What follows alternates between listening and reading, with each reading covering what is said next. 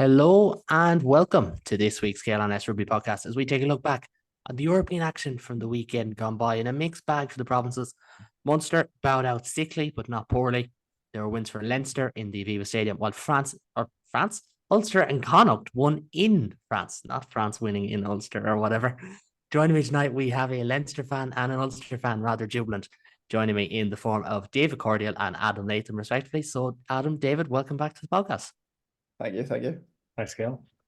It's always good to have you on, lads, first and foremost. And for anyone listening, you can catch us on YouTube. You can catch us across all podcast platforms on the go, if that is of your persuasion as well. But we will start with Sunday's prime clash in Franklin's Gardens as Munster travelled to face Premiership leaders Northampton, despite a stomach virus, which was confirmed after the game to have knocked the squad for six.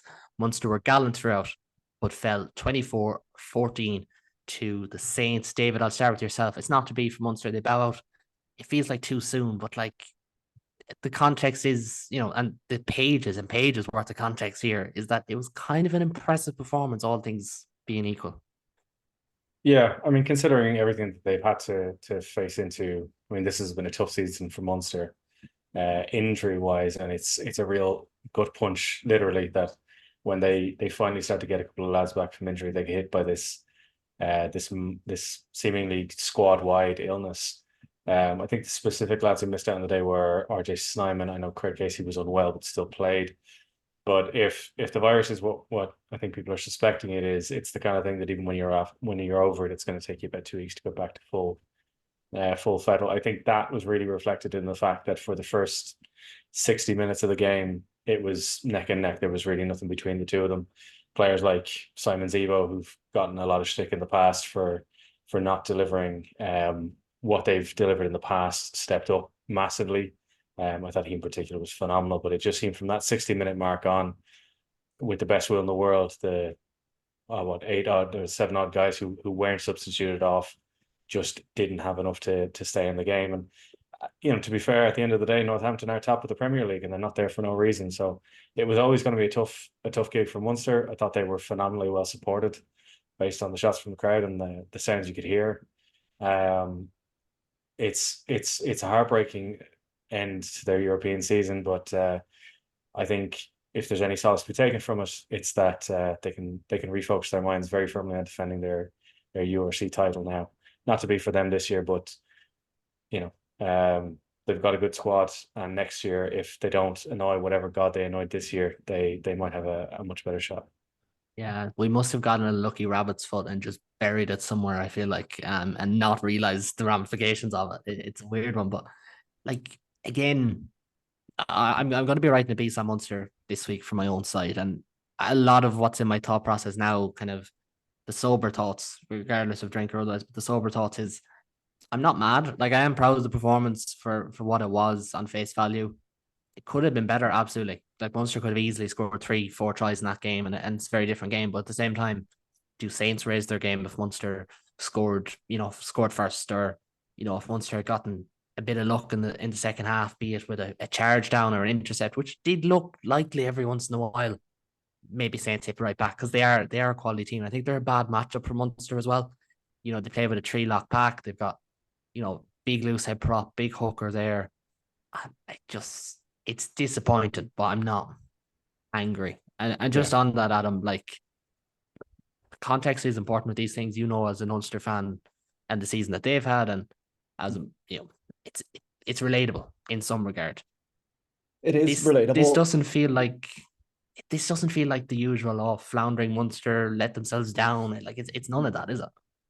No, like, I think with all the virus, and also you have to look at positions. Like, Northampton are having the season of their dreams at the minute. You look at their players, and you look at especially like Six Nations performances as well. You think of like Laws and stuff like that. Mitchell, it came off the bench, but still, do you know what I mean? I think for Munster, yous are having a more unlucky season than we are, almost, like, as in player injury wise, like not off the field stuff but on the field stuff. But you still are like fourth in the URC, so there, you have to take give and take. And I especially feel like the way that the round 16 works now is that you have to show up on that day rather than it's just very unfortunate. Basically, what I'm trying to say, it's very unfortunate from the sickness and also all the injuries that have came across this season. Like I read that RG Snyman has never started at Thornton Park, and there was that big tweet this week about it, about all the stats, and it's an interesting one because how is he going to fare with that type of like pressure at Leinster, whereas Munster, you won a URC, yous have done really well last season. This season, yous are doing particularly well given all the injuries and everything else. But I think yous have bowed out pretty good because like Northampton and Franklin Gardens seems pretty formidable. And yous played well enough, as David said, to about 60 minutes, and then that's when it hits you. But you know, if Craig Casey was still sick playing, do you know what I mean? You There's have an to element think of like, pride about that as oh yeah, well. yeah. I don't know what David thought. I don't know what anyone of non-Munster fans thought, but of those I spoke to, Craig Casey, you couldn't have asked for any more of him. And that's the one thing about him. And it's one reason why I do like the idea of him as a potential Munster captain going forward. He will give it 110%. He will go to Shannon, or maybe not to Young Munster as a Shannon man, but you go to Shannon on a weekend, or you go to Thomond on a weekend, and you'll help out with minis, and he'll be around the place. He's always one of the first and last lads in terms of training, first in, last out. And he emptied himself. And he, in some ways, I think Craig epitomized Munster's performance today. Was he perfect? No. Was he getting swallowed up at times by big men? The likes of Laws. I thought the open side, whose name slips my mind. I have it here 2 seconds Ludlam. now. Ludlam, that's it. I thought Yeah. he was getting swallowed up by these guys. Sam Graham as well, the number 8. And yet he kept coming back. He had some really clever kicks. He passed really well. That snipe in the lead up to the first try, I think it was, or maybe it was the Sean O'Brien try. O'Brien or Haley's try, I don't know which. That snipe was really important because it got Munster a bit of go forward after really sloppy phase ball on the last possession. And that's what you want to see. And I was going to mention it anyway, I'll just get onto it now. Tyke Byrne, he came out after the game and said he was one of the ones that was sick. You would not have noticed watching it. It was vintage Tyke Byrne. I know, David, you mentioned it when we spoke after the game. You can just always rely on him. He's just always there. He always turns up. He is omnipresent. I think it's fair to say now at this stage. And just looking through his stats, he won 4 lineouts. Okay, fair enough. He made 13 carries in the game, and he made, I think it's 7 tackles. Second out. I don't have it here. Sorry, 6 tackles. Sorry, 6 tackles. Yeah. Yeah, it's a really solid performance. Peter O'Mahony did everything he could. I thought Sean O'Brien was really good in the wing, and it's not fashionable to say it, but Stephen Archer, at 35 years of age, as Munster's 4th choice tight head prop, went 80 minutes in the European round of 16 game against 2 behemoths on the Northampton ball, and the very first scrum Munster won a penalty out of because I don't care what anyone says. It was pure cute tourism. He knew your man was going to try and smash him. He took that little delay and straight down. And that's what you want to see. And I'll probably talk about in the article during the week and on the Red Army podcast.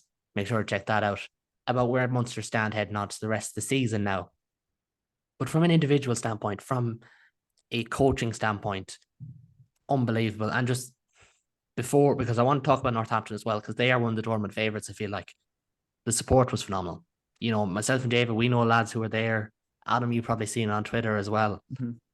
It was a sea of red in Franklin's Gardens. Yes, red stands out more than green, and the old cliche of Munster fans wear red more than other fans wear their colours. But it was unreal, and it was a credit to the fans, or a credit to the team and to the club. And there's always this talk when Munster lose about disconnects and the club versus the province, and there'll always be that. There's that in every province, but I think today it wasn't like the Sharks game last year.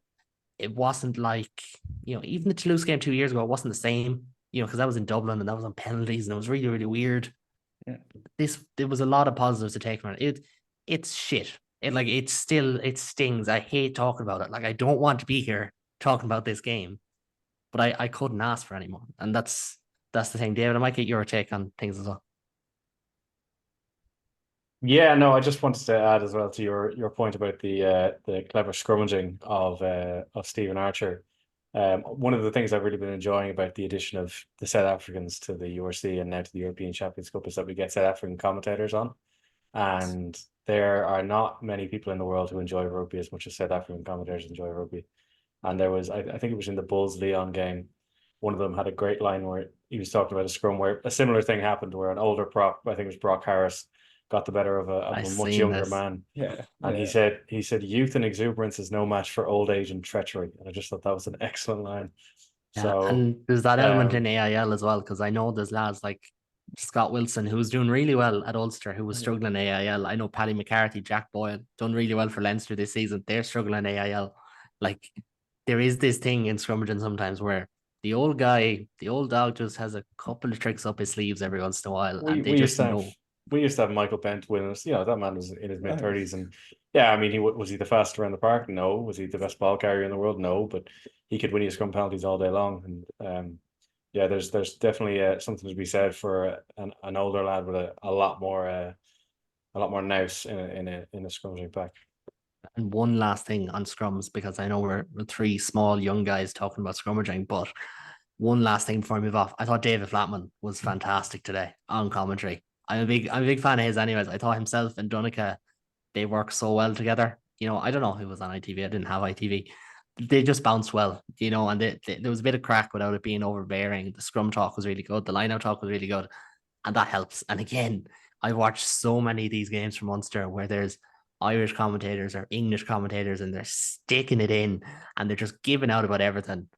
Those lads were really refreshing. I don't think there was a single negative comment apart from Finn Smith's kick, but I think that was more of a laugh because I think he'd laugh at that himself during the week as well. David, I want to get on to you because Northampton are on the same side of the draw as Leinster.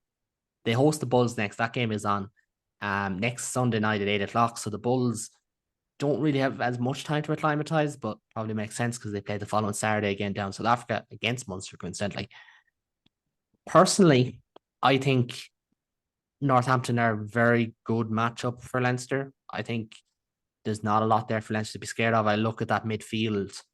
Yes, Munster could have done more to disrupt, but I think Leinster will have more than enough. But just from your perspective, watching them, knowing that you might be playing them down the line, do you think we've seen enough to assume that they can make that rare final if it was to be against Leinster or La Rochelle? And that's even just assuming they get over the Bulls, although we don't know what squad they'll send. Yeah, it's very hard to know. You know, going on the form they've shown this year, you'd be a fool to write them off. They've, like I said, they're not top of the Premiership for no reason. You know, I remember, God, it must be almost 4 or 5 years ago now. Leinster had Northampton in the pool stages of Europe, and we hockeyed them home and away. This is very clearly not the same Northampton team, even if it has some of the same players in it. Can they beat Leinster or La Rochelle in the semi-final? I They can. I don't think they will. Whether it's Leinster or whether it's La Rochelle, I just think both of those teams have far too much experience of knockout rugby. They have far too much experience of getting it done on days like this. Is it impossible for Northampton to pull a rabbit out of the hat and get the job done? No, I don't. I don't think it is. Just based on the quality they have in that team, particularly that back where we spoke of Laws and Ludlam, those are the kind of players that could just wreck your head and make whatever game plan you wanted to play immaterial. I think the thing they'll focus on at this point in time is the Bulls. You know, the Bulls had an absolute barnstorming run across Leon, admittedly in Pretoria. It'll be very interesting now to see what kind of squad they send down for that quarter final. Given, as you said yourself, that they do have Munster the following week back down in Pretoria, so that would be two quite lengthy trips for any squad to make It would be four in over. 4 weeks because they had Yeah, Leinster and it's they had. Yeah, Leinster no, you're right. down to Yeah, Pretoria, back up to Franklin's Gardens, and then back down to Pretoria again. yeah. I mean, it's an incredible amount of international travel for a squad of players to go through. Um, that said, I don't know. I mean, this Bulls team, you know, this is the quarterfinals of Europe. And I think if the way the Stormers have comported themselves in this competition is anything to go by, if the way the Bulls have comported themselves is anything to go by, I don't know if year one it was their major focus, but this year they seem to be really giving it everything they've got. Slightly hamstrung by the fact that even if they had home advantage, they would lose it in the semi-finals. But I would be surprised if a very strong Bulls team doesn't show up. I'd be surprised and disappointed if a very strong Bulls team doesn't show up down at Franklin's Gardens, because I think before Northampton have to worry about dealing with Leinster or La Rochelle, they should have to worry about dealing with what is a very, very good Bulls team containing some, incredible players. The likes of Curtly Arnson, the likes of Willie LaRue, those are the exact kind of players we want to see playing in European quarterfinals. So can they beat Leinster or La Rochelle in a semi? Maybe, but I hope they have to really prove their worth to get past the Bulls in the quarters first. Well, I'll say it as well. I do hope it's a proper matchup, and I'm not just put the Munster hat on. I hope the Bulls go full strength up in Northampton and expel their energy. Take the Munster hat off.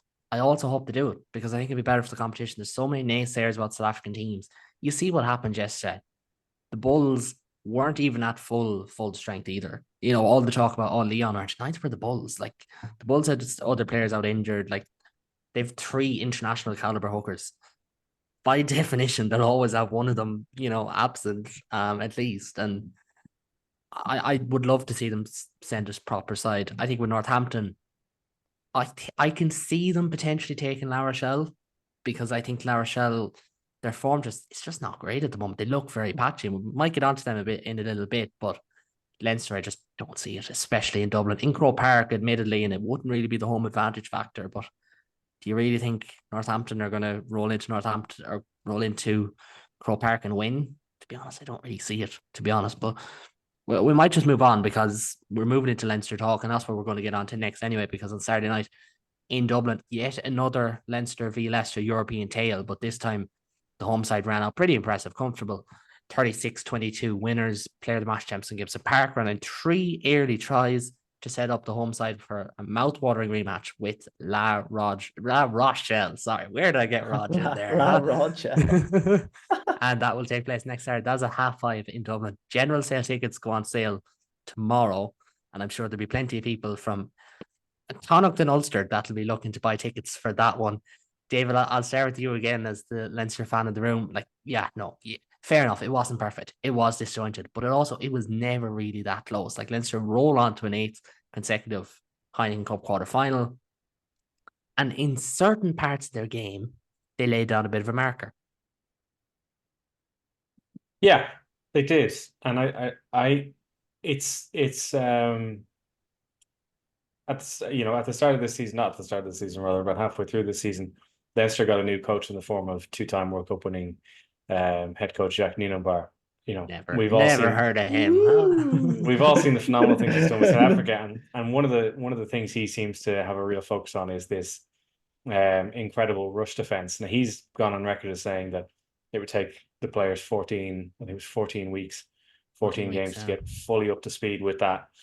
And I think we're seeing both that it can be very effective, but that the weaknesses of a blitz defense are well known, and the right teams can take advantage of them. I thought in certain parts of that game, Leicester did. They were able to get chips in over the top. They were able to get to width, and I think Leinster will look at those instances and go, okay, how do we make it so that they don't have that option anymore? Because if you go back a week, they played against the Bulls, and once again, very strong Bulls team that came to the RDS, and they only managed to get 1 try, and that was on counter attack. So I think it was definitive in the end. I think that's it was the final try for the Tigers came in about the 75th minute. So even the final scoreline might slightly flatter them to a degree, but I don't think Leinster will look back at that game and go, "Yep, that's grand job done." I think they'll look back at it and go, "What did we do wrong there? How can we make this work better?" Because as you said, it wasn't perfect, and a better team, a La Rochelle team, maybe even a Northampton team, will punish you for the kind of mistakes that Leinster made on that day. That being said, we can look positively to certain players. I think particularly Jameson Gibson Park, who Murray Kinsella said on Twitter, it's mad to think that a few years ago this guy wasn't even starting for Leinster, because he is just playing some absolutely phenomenal rugby right now. 3 tries in 30 minutes, in the first 30 minutes, was incredible. And we have these other players. I think Jack Conan had a phenomenal game off the bench. I know his first try was chalked off, but to almost get over the line within about 60 seconds of coming off the bench, and then to back it up with an actual score later on. Joe McCarthy to be running these. He's a lock forward and he's running strike plays. I thought individual players in the Leinster team played incredibly well. The problem on the day was that for some reason we just didn't seem to click as well together as we have before. If there's one positive to take from that, I would rather have that game against the Leicester Tigers team than against the La Rochelle team. I don't think it's I don't think they're mistakes we're going to repeat 2 weeks in a row. But yeah, it was at the end of the day, you get a win like that in a round of 16. You can't really have that many complaints. I was at the game. I thought it was a very good crowd. I think we got up to about 40 odd thousand. It remains to be seen how many tickets can be sold. As you said, they go on sale tomorrow at 2 p.m. 7-day turnarounds are always very tough for large stadiums like the Aviva, but I'd be confident of a good sellout there. And the only thing that holds it back maybe is the 5:30 kickoff, because I think it makes it that little bit harder for fans from across the country.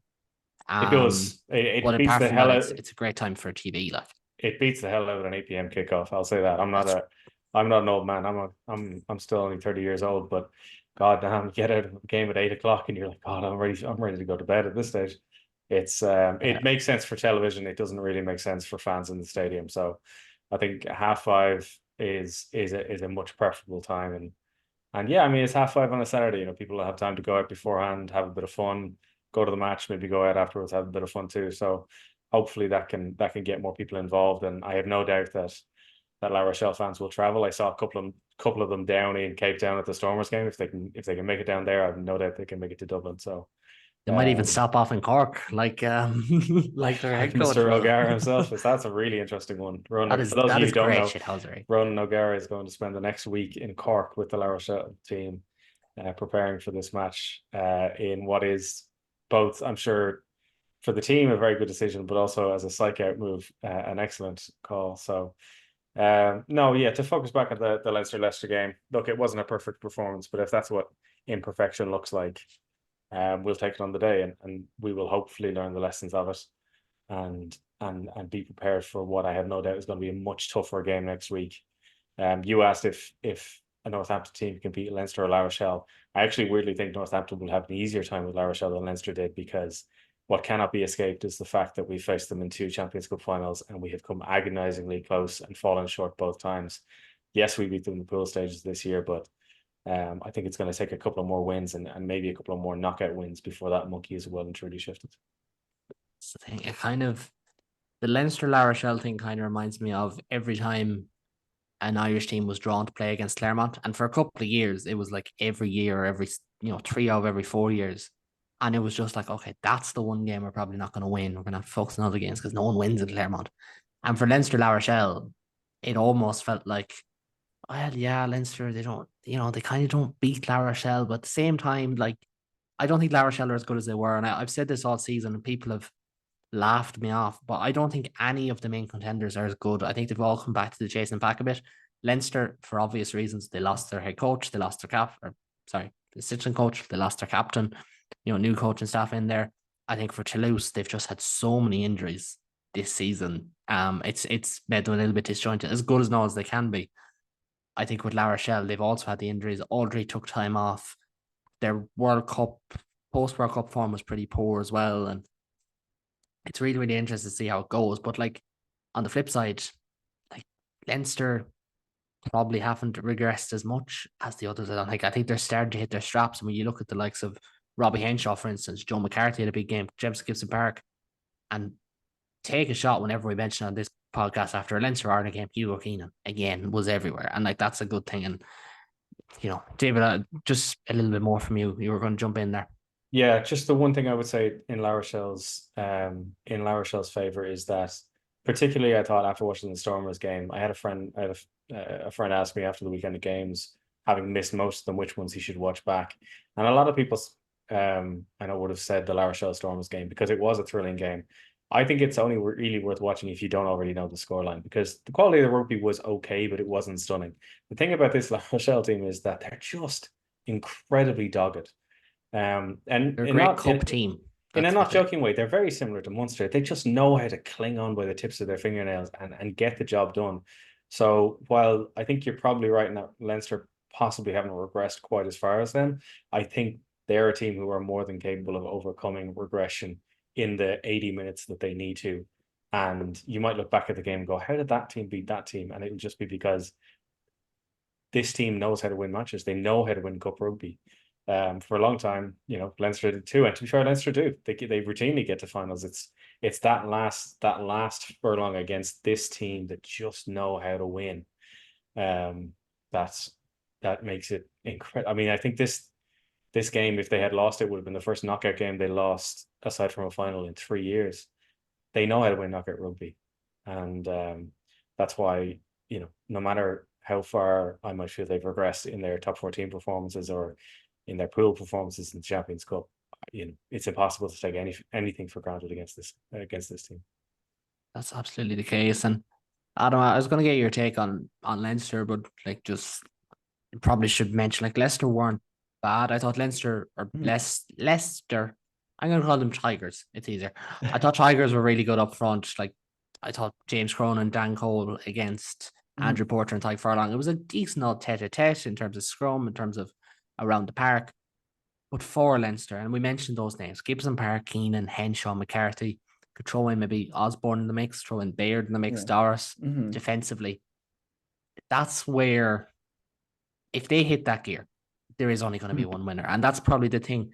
It's probably in some ways the downside at the round of 16 is like Bordeaux, as funny as it is watching them put 50 points on Saracens, and Leinster and La Rochelle, different, but they had to go to South Africa.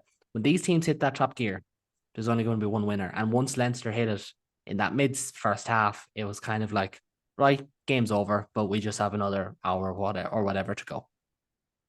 Yeah. To put 22 points on Leinster in Dublin, they have put up a fight. Just purely based on scoreline alone. Well, as well as actually team performance, because I'm looking at the team performance here, and their top 5 hit like 26 meters above.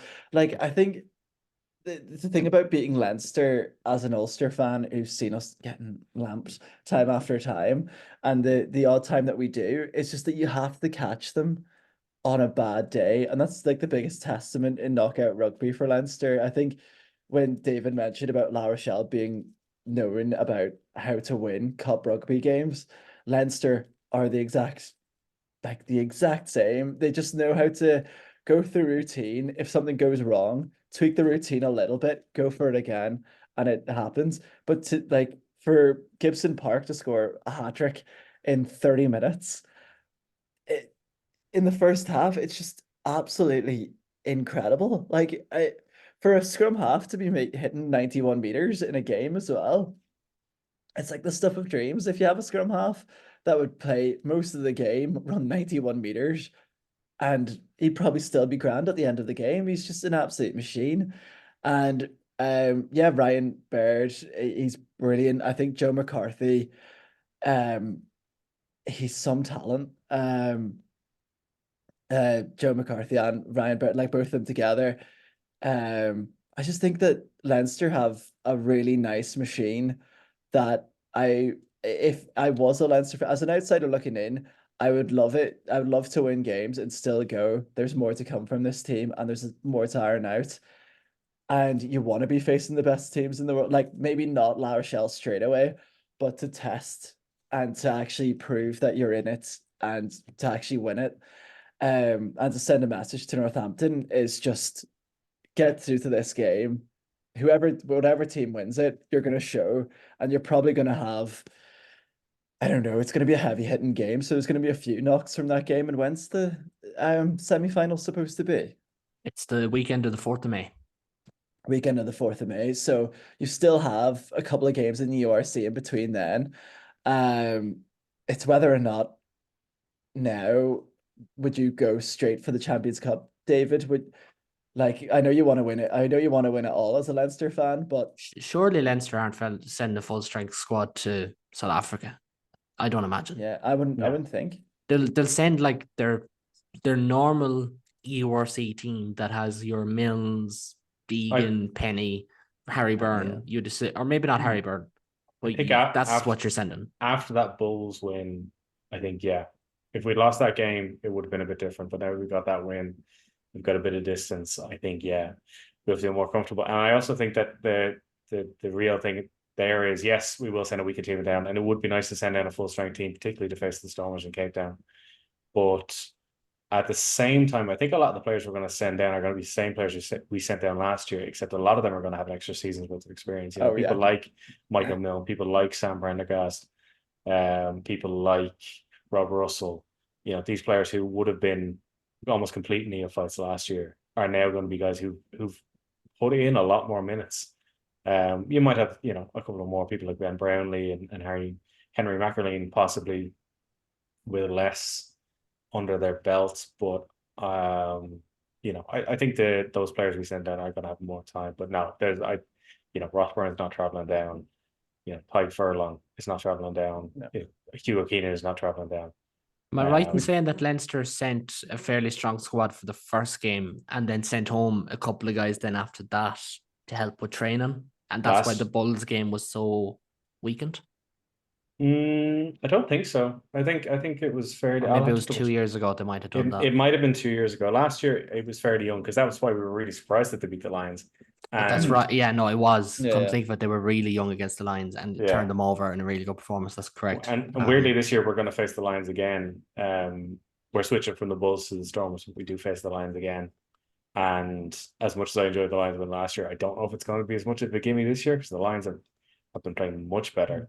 And they kind of canned it in the Challenge Cup as well, which we'll get onto. But I am conscious of kind of time and not wanting to focus too much on URC. So we'll just move on to the results from the Champions Cup. 8 games in total. Started off Friday night, Harlequins 28, Glasgow 24 in a proper unserious matchup there. Unserious in a different regard for the Bulls against Leon, 59-19 win for the home side in Pretoria.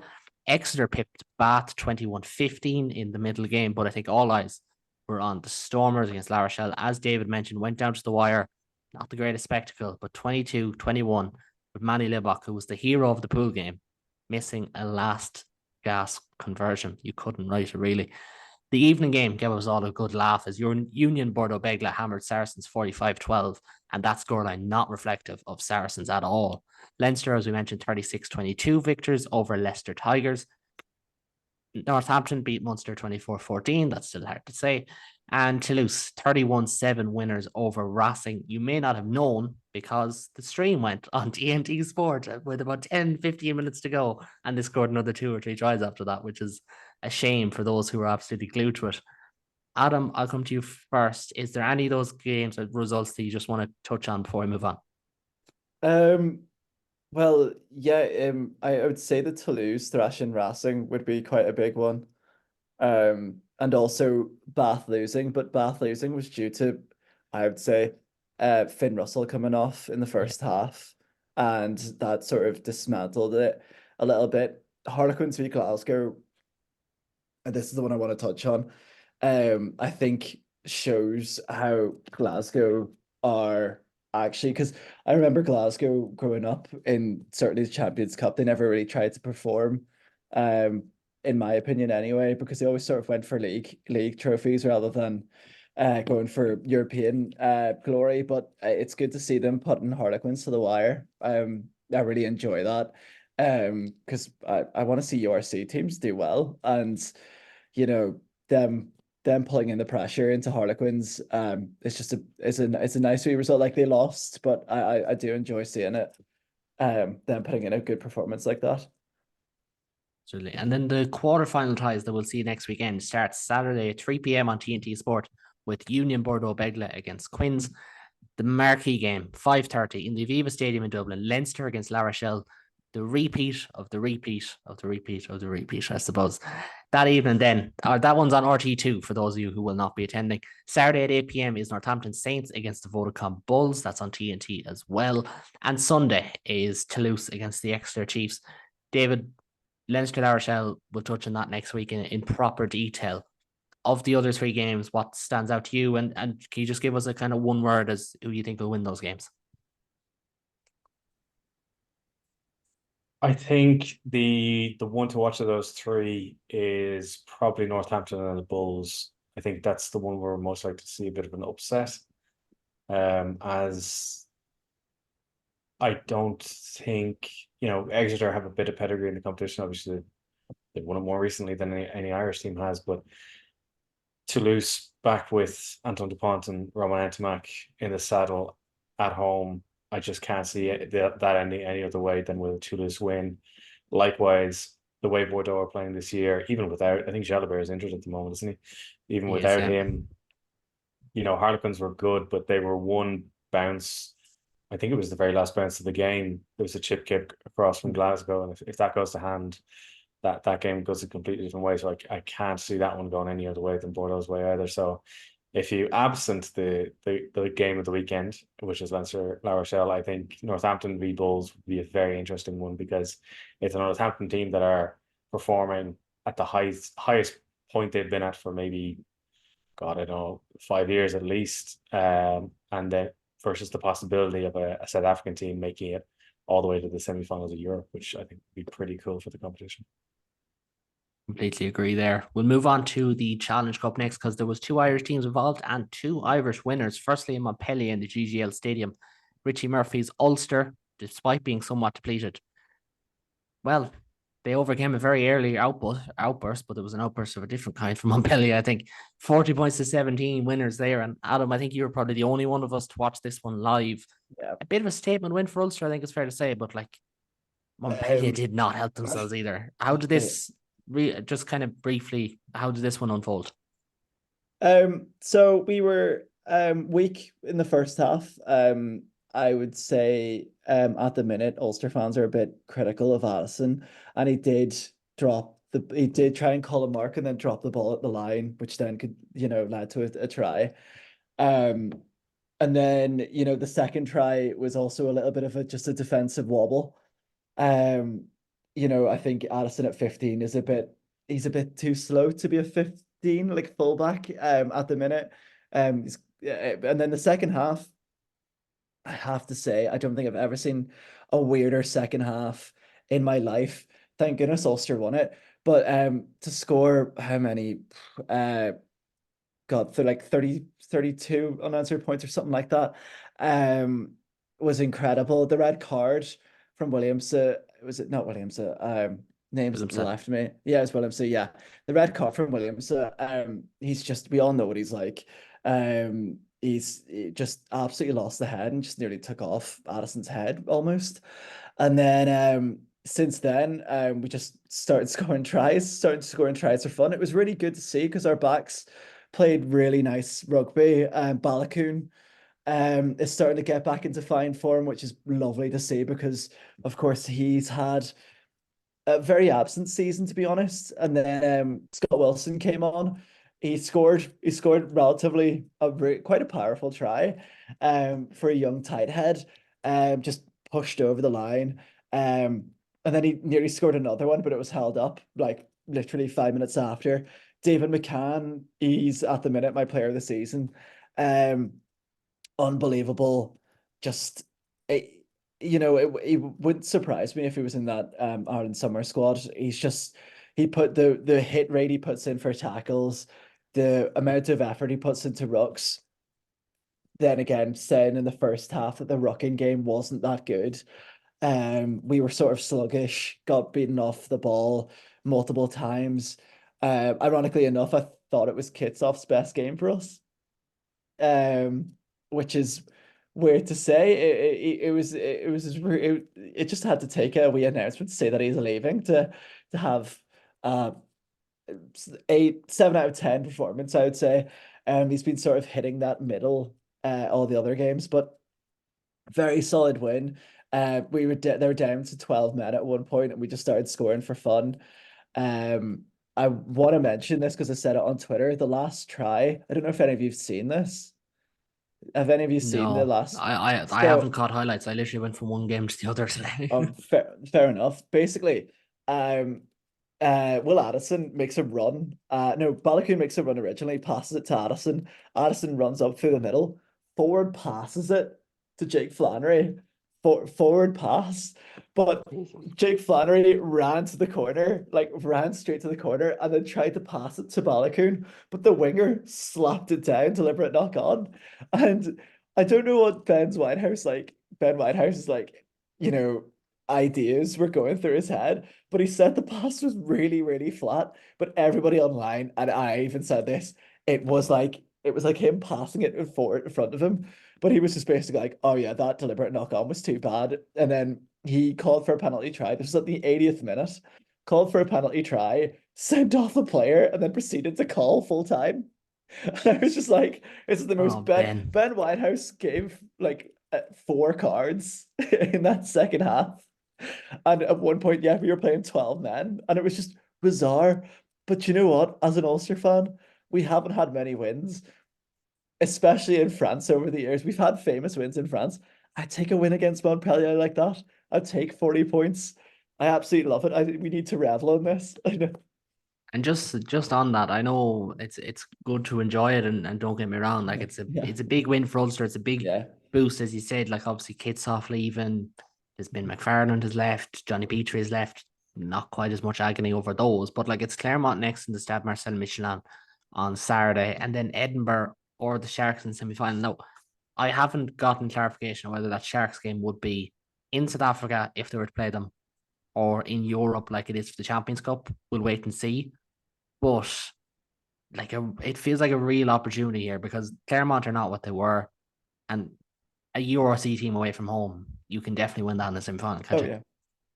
Yeah, I think um I'm starting to see more of a our backline for what it's worth, how many injuries we went through. I think there was about 3 injuries, including John Andrew in the sort of bench as well. I know no John Andrew coming in, I know he's a forward, but I feel like all those players that were playing, like Stuart Moore, unreal, but it was the closest I've seen backline wise to when we were playing really well over COVID. Do you know when we were playing sort of that free flowing offload rugby and it was really nice and slick? And that's what we need to get back to be playing. I've said this multiple times on this podcast. We play really forward centric ball, and that's good when you have a big pack, but we don't. We need to sort of supply the ball to the back line. Let what we did today. Robert Balogun was hitting form, and that's what we need to see, especially coming into next week. We've won at Claremont before, semi recently. Um, we know what to do. Claremont's top 14 is about the same way as our URC season's going, but we've had more dilemma. But on paper, we could push Claremont away.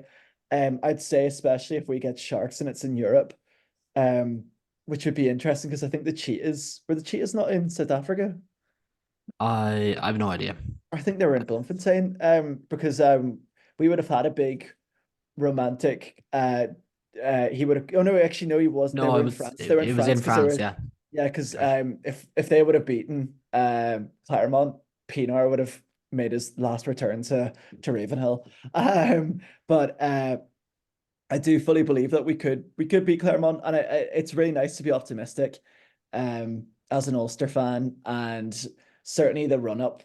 I'd say if the Sharks do play in Europe, um, we would have a really good chance of beating them. It would be interesting to see. Was it the Cheetahs that played in Amsterdam this year It for was, yeah. group stages? Yeah, it'd be really interesting to see where they put it. If they put it in, like Amsterdam again, or if they put it in Portugal. It'd be really good to put it in a developing rugby nation, just to show how, here's what could happen in this country if they progress. But as an Ulster fan, and also as I said before, I'm a Spurs fan. If I see Ulster in a final at the Tottenham Hotspur Stadium. Um, and if we lose, it'd probably be the funniest thing ever. Not on the day, but looking back on it. But I think with Richie at the minute, he's 3 weeks in. He's a South Africa tour and a France away win in. It's pretty good going. It's pretty good going, and it's nice to be positive about Ulster again because we did play well. And somebody said on Twitter, "Oh, Ben Whitehouse did give so and so amount of cards, but at the end of the day, you can only play what's in front of you." And And normally, it was 40 points to 17. Like, I don't think it oh made much yeah, of a difference. exactly. Oh no, and the Montpellier completely lost their head, and they just looked unfit. I know that they're having a particularly bad top 14 season, so I'm not exactly sure what's going on there, but the stadium was pretty empty as well, which is interesting because Montpellier is one of those big names in rugby that you just think of, The especially for French fan don't really bases. do Challenge Cup. They'll do Champions Cup. Challenge Yeah, Cup, not for them.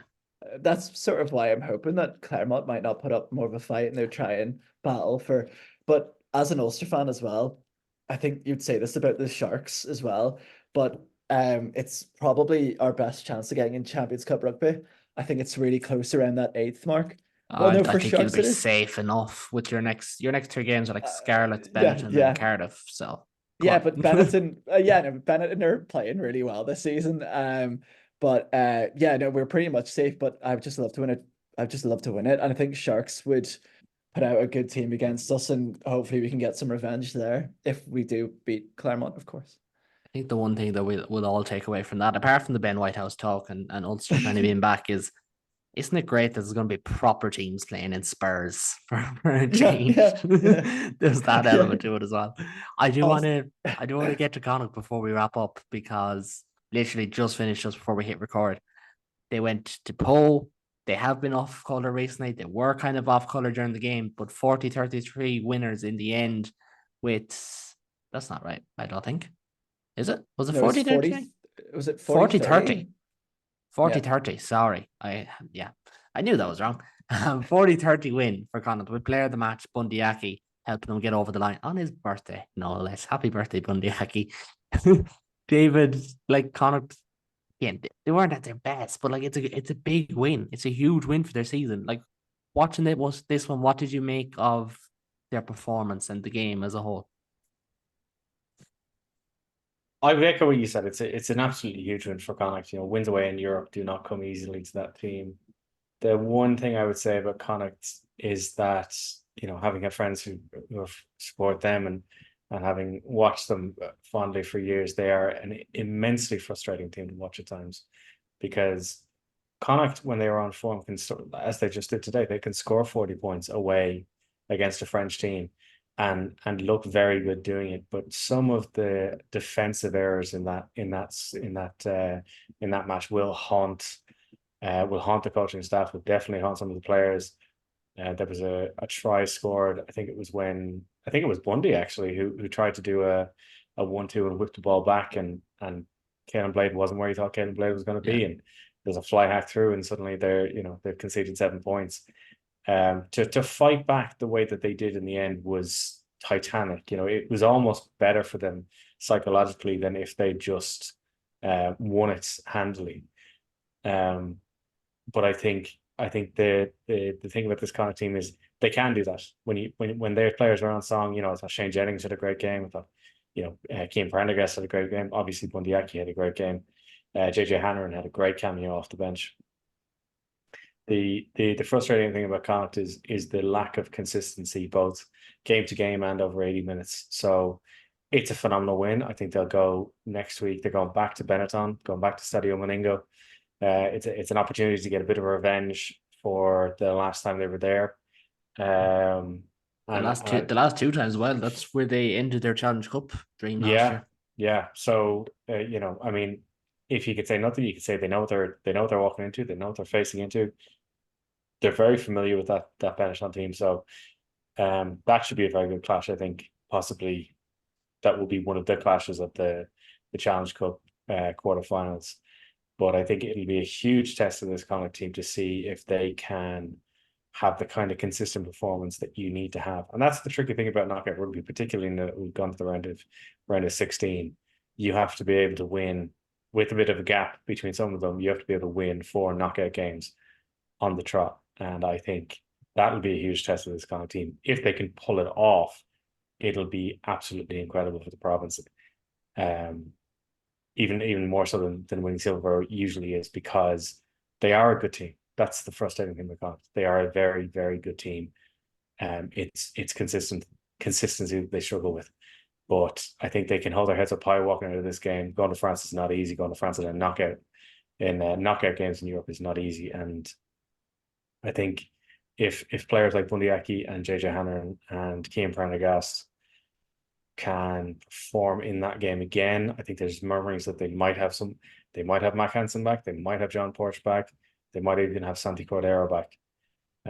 If they can get to the semi-finals, then hey, it's 180 minutes, 160 minutes of rugby, and you've got a trophy in the cabinet.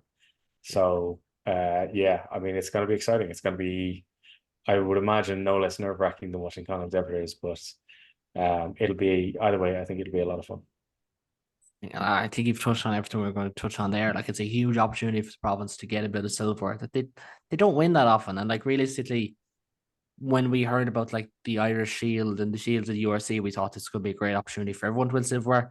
Realistically, it's not, because it's only then do you realize how one-sided interpros and derby matches tend to be, even if the result isn't, or even if the game isn't, the results usually are. And I do think it's a big opportunity for Connacht. The one thing that frustrates me is if they go and make a Challenge Cup final this year, it's actually going to make last year look worse, because they had as easy of a path. Like this year, it'll be Benetton away, which is, don't get me wrong, that's a really tough game. Then Gloucester or Ospreys. Like, that's an easier path than what they would have had last year. Okay, but like, if they had to go to Toulon with a chance of going to a European final in Dublin, you'd have backed them. And like, that was the thing. There was a European final in Dublin. There was going to be a huge Connacht crowd there regardless. And they kind of fluffed their opportunity there. But that being said, they can't let this opportunity pass either. I think the hardest game of those could well be Benetton. Going to Benetton, their record at home is phenomenal. They've taken Connacht, they drew up Munster, they've beaten South African teams, I think they beat Edinburgh there, or they beat Glasgow, one or the other, in that stadium. They don't lose many home games. It's a huge one for Connacht. And as you said, David, going into May, then when the semi-finals are, they could get Mac Hansen back. They could well have Santi Cordero back. I'm not too sure on that. John Porch is training. Like, these guys, that can be a difference maker. Shane Dennings, really, really good today. No doubt about that. Thought Shane Bolton did well while he was on the field. Tom Farrell was brilliant off the bench. The more options, the better. You want players pushing, and like, granted, Connacht need cohesion, but like, you're not going to say no to Mac Hansen and Santi Cordero coming back from injuries either at the same time. I do want to, Adam, I'll hand you the kind of results and predictions, because I do want to wrap things up. Firstly, the housekeeping, the Challenge Cup results: Gloucester 30, Cast 25. I think it's only 2 away wins in the Challenge Cup, both by Irish teams. So that kind of puts the performance into a bit of context. Claremont 27, Cheetahs 22, Benetton 27, Emirates Lions 17. Arguably one of the results of the round. Ospreys 23, Sale Sharks 15, and a pretty comprehensive 23-15 at that. Edinburgh 33, Bayonne 15, Montpellier 17, Ulster 40, as we touched upon. Hollywood Bets Sharks 47, Zebra Palmer 3, Ho 30, Connacht 40. Next weekend, all games on TNT. As of right now, we believe they're on TNT Sport. I don't know if that's subject to change or not. Friday night, 8 p.m, Gloucester against the Ospreys. The winner of that will take on the winner of Benetton against Connacht. It's on Saturday, 2 games at 1:30 p.m. Hollywood Bet Sharks against Edinburgh and Claremont Auvergne against Ulster. And on Sunday, at the same time at 1:30, it's Benetton against Connacht. Adam, we'll just focus on the Irish teams here. 2 away games, 2 tough teams to beat on the road, but a huge, huge opportunity for them. I would absolutely love if both teams win. Do you know what? I want to say this, as I'm not really watching much Challenge Cup when Ulster aren't in it. The strength of all the teams are so, it's actually really good for Challenge Cup rugby. I It's think more competitive. It's more it's way competitive than more the Champions competitive. Cup. Yeah. I would love to see an Ulster Connacht final. If that would happen, do you know what I mean? I would like 2 very big opportunities, 2 massive. Well, Claremont v Ulster is going to be a massive game, and yeah, as you said, Bennett and Connacht, huge. Connacht, I would say, could scrape that win 100%. Ulster could do as well. I think we just need to improve on It would prove on first half performance before we do anything else to completely solidify, because I don't want to go 2 tries down at Claremont. Because basically they're well, we all know that they're like 16th man is the stadium. But yeah, I would love to see an Ulster Connacht win, and I think we could do. I think both of the teams could do it. 100%. Yeah.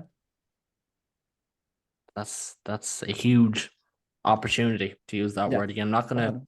paraphrase Rog again because it didn't really work last time I did it on this podcast, but a huge opportunity for those two and for Leinster as well. And like, I might be disappointed. I might be basically disappointed, and a small percentage of me wants you all to lose next weekend. I want you all to lose this weekend. But that's just the sour grapes of literally the same day as a defeat. But at the same time, huge chance. And you know, these players are more than good enough, and these squads are more than good enough. I think we're at the position now where, unless Leinster get pipped by a really good La Rochelle performance, and unless Connacht or Ulster get pipped really well in a semi-final, we need 2 Irish teams in the final. Like, I think that's the way it is, with the way the draw is, the way the seas have parted in some ways. I think that's the way we're looking at it. And even at that, like, 3 new head coaches in these teams, which is remarkable too in their own right. I'm not sorry, Nienaber isn't a head coach. I keep forgetting, but like, he is. Senior coach. Senior coach, yes. Sure, those titles only dictate who gets paid what and all that. Sure, we know that anyways. But we'll leave it at that, folks. And thanks you to Adam and to David for joining me. As I said, I'll be back midweek. I'll have an article looking at Munster, unfortunately, falling out of Europe, as well as the Red Army podcast be back this week to talk about all things Munster Northampton. Again, it won't be too easy, but we'll plow on through. David, Adam, thank you very much. We'll be back next week looking at Leinster against La Rochelle, Claremont against Ulster, and Benetton against Connacht, as well as briefly touching upon the other games in the Champions Cup. If you do like what you see or hear, if you want to be back again next week, please do subscribe. If you really like the podcast, and it's doing really well at the moment, so thank you very much for that, please do leave your review, because it makes a huge difference. Or if you're watching on YouTube, a comment and through can make a huge difference as well. But for now, until next time, the Irish go marching on. Until next time, take it easy.